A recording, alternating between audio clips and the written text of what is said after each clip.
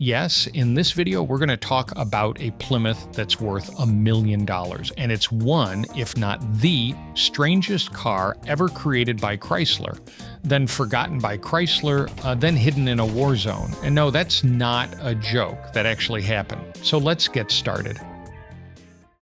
Let's set the scene. It's post-war America. People are hyped about space rockets, jet fighters, and tail fins that could probably pick up a decent radio signal. General Motors was busy dazzling crowds with their Motorama shows, while Chrysler, one could argue, was still playing it safe. Plymouth, Chrysler's budget-friendly division, was the kind of car brand you bought if you were practical, not stylish.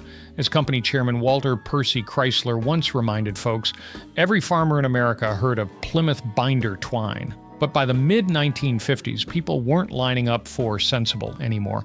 They wanted flash, chrome, fins, a car that looked like it might fly. Chrysler's sales were stalling. So what did they do? They called in the big guns. Virgil Exner brought style to Chrysler. He basically walked in and slapped everyone's pencils out of their hands. Known for his forward-look designs, Exner turned Chrysler from old-fashioned to futuristic. And when his radical ideas started showing up in Chrysler's concept cars, the public noticed.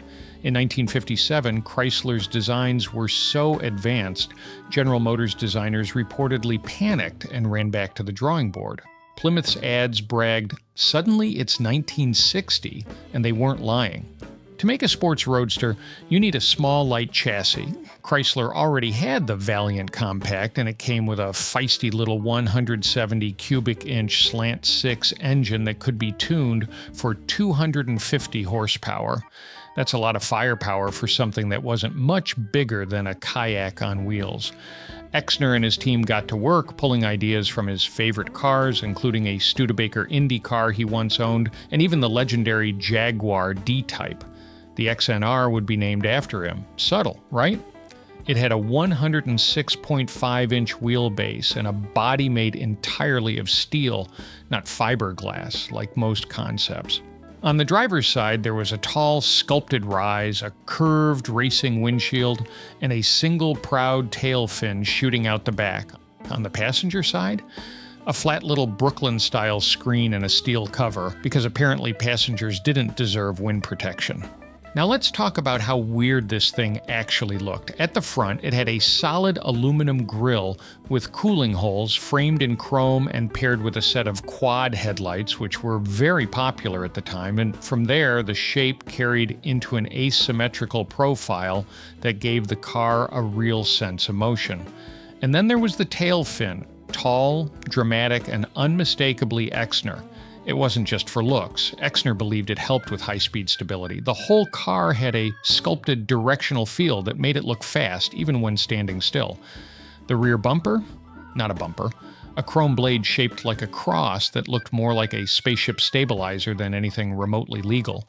Slender reveals, tiny aircraft-style running lights, complex hubcaps made from 35 separate metal pieces. This thing was over the top in all the best ways. The whole car stood just under 43 inches tall, stretched out to more than 16 feet long, and rolled on white-wall tires so skinny they'd get bullied today. And while this was a one-off prototype, it wasn't slapped together with hopes and duct tape. This car had headers cast just for it. Double external exhaust pipes and that high-revving Hyperpack Slant 6, the same setup that dominated Daytona's compact class until the race officials basically said, "Okay, you win, now stop showing off."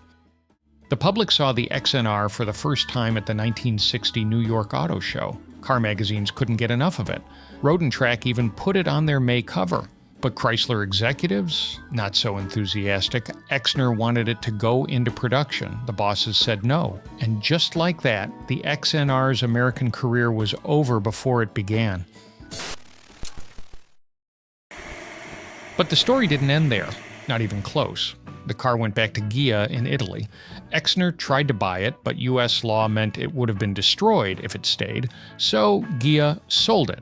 First to a Swiss man, then to the Shah of Iran. From there, it changed hands again, ending up in Kuwait. In 1969, it was featured in National Geographic, parked next to a guy named Anwar al-Mullah. A few years later, the XNR ended up in Lebanon right before a civil war broke out.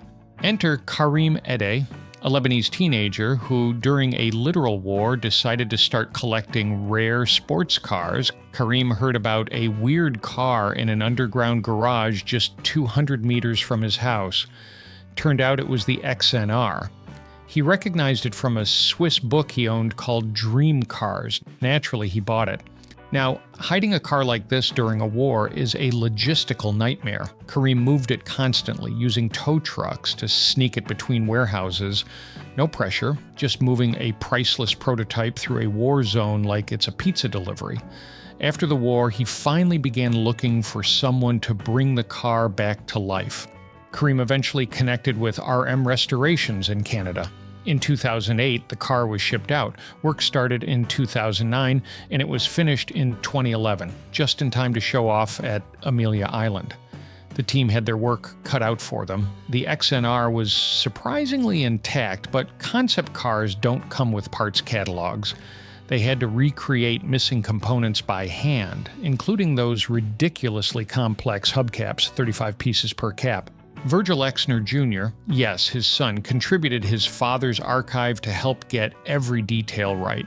The result was a jaw-dropping restoration that landed the XNR a spot at Pebble Beach and even the Gran Turismo trophy from Kazunori Yamauchi.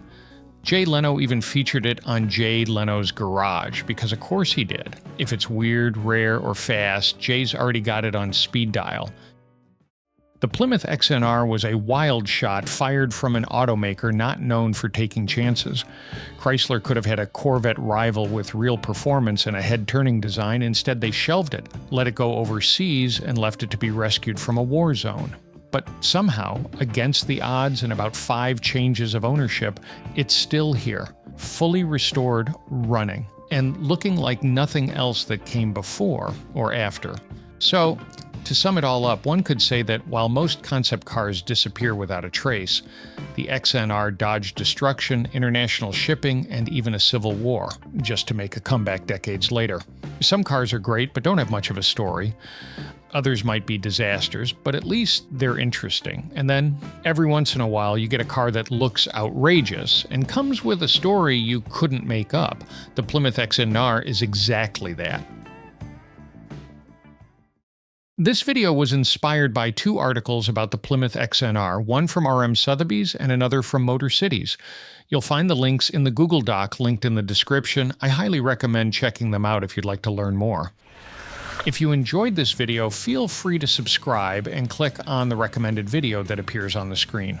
It's all about 10 rare cars Chevrolet built but never released, including forgotten ones like the Corvair Monza GT and the Astra 1. Otherwise, I'll see you in the next one.